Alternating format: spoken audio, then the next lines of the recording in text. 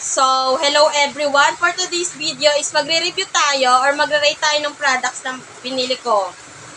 Kung pasok pa siya or hindi sa standard ko. Syempre, as a consumer, may mga ano rin tayo kung gusto ba natin o hindi yung mga binili natin. Para alam natin kung babalikan pa ba natin yung binili natin o hindi na. So, the first one is yung binili ko is pabango na which is Black Men.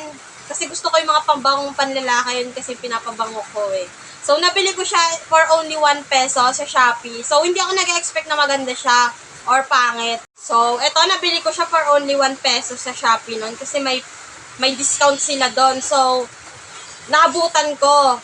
At kaya tinry ko siyang bilhin. So, 1 pesos lang. Hindi ako nag-expect na maganda siya or mabango, long-lasting, gano'n. Kasi sa pisong halaga, makakaano ka ba, diba? Karamihan sa nabibili mo. Kapag mura, is hindi maganda yung quality ng product. So, nagulat ako dito kasi tinry ko siya. Ito, spray ko sa inyo. Ayan. Ayan. O, diba? Naamoy ko siya. Ang bango-bango niya. Sa pisong halaga na to, long-lasting. Kaya nagulat ako. Pasok siya sa standard ko. O, na-met niya yung exceeded na inaano, as a consumer, na-met niya yung standard ko. Kaya, bibili ako ulit neto kasi nagustuhan ko siya and mabango siya. So, the next one is itong bag for only 35 pesos. 1 year na to sa akin.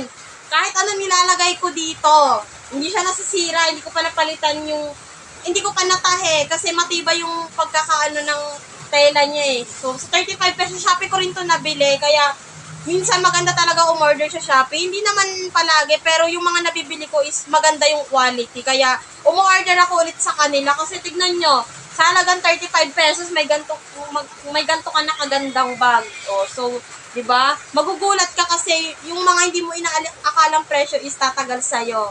So, yun lang po. Thank you.